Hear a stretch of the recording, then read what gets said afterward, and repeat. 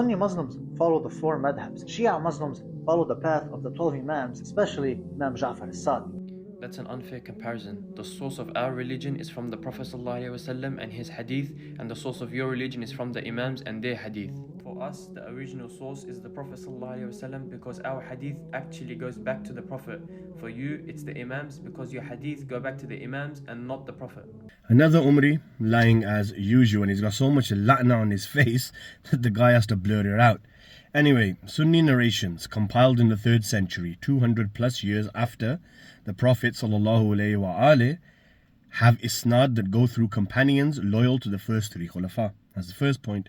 Some of whom had little or direct contact with the Prophet, for example, like Abu Huraira, but I'll get to him in a moment. The Shias, we have the isnad through who? Primarily through the Ahlul Bayt alayhimus salam, who trace their ilm back to the Prophet ﷺ, and there is a direct chain. When an Imam says, I heard from my father, who heard from his father, who heard from his father, who heard from Imam Ali, who heard from the Prophet, who heard from Jibreel, who heard from Allah, that's known as the golden chain. You guys don't have a golden chain. Al-Kafi volume 1 page 53 shows us narrations from Imam Sadiq straight to the Prophet. And you're claiming we have nothing to do with the Prophet. Unbroken chains from the Imams of the Ahlul Bayt towards the Prophet ﷺ, not opinions and fabrications from Sahaba. Abu Bakr only narrated 142 ahadith. Umar narrated about 500, despite the length of time that they spent with the Holy Prophet ﷺ. And then you got, mashallah, the father of cats, Abu Huraira. Abu Huraira, for you guys, has narrated over 5,000 ahadith, and guess what? He was only with the Prophet less than 3 years. Now you know he was a BSer, right? Sunni traditions often rely on narrators who entered Islam late, or who were young, or who had little time with the Prophet, or were known liars and enemies of the Ahlul Bayt alayhimus salam. Imam Ja'far is the earliest major teacher in the Islamic legal tradition. For you to claim that he was the first major teacher in the legal tradition, that's just a lie. If he was the first major teacher, then who was his teacher? And who was the teacher of his teacher? His teacher was his father, Imam Baqir alayhi salam. And Imam Baqir's teacher was his father, Imam Sajjad, who his teacher was Imam al-Hussein. And Imam al-Hussein's teacher was his brother al-Hassan and Amir al-Mu'mineen Ali alayhi salam.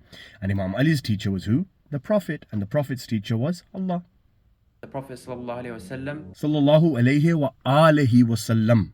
Why do you guys not include the Ahlul Bayt within your salawat? In your salah, if you say sallam, it breaks your salah, it's invalid. But yet whenever you mention the Prophet, it's always sallam. The Prophet ﷺ. It's sallallahu alayhi wa alihi wa sallam. Don't forget the al, man. The Prophet ﷺ. My question is this: how come Imama, which is your most important pillar, is disagreed upon between the early Shias? And no early Shia disagreed on Imama. Like, what do you mean? In fact, each Imam appointed his successor before dying. The Prophet ﷺ appointed Ali alayhi salam as his immediate successor, Ghadir Khum. So there is no confusion. The most notable example of this is the story of Muhammad ibn al-Hanafiyyah, the son of Imam Ali and the half-brother of Imam Hassan and Hussein. After the passing of Imam al-Hussein, Muhammad ibn Hanafiyyah went to Imam al-Sajjad and spoke with him privately. During that conversation, he claimed the imamah for himself. More lies. Ibn Hanafiyyah, Muhammad ibn Hanafiyyah, son of Imam Ali, never claimed imamah. He gave bay'ah to Imam al-Sajjad. So what are you on about?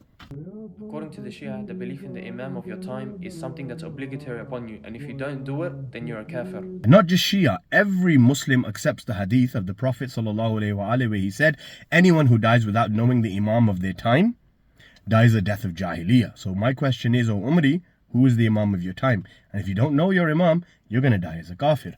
Because one version of the hadith says in Sahih Muslim 1851, Musnad Ahmad ibn Hanbal, volume 28, page 88, hadith 16969, that whoever dies without knowing the Imam of the time dies the death of kufr.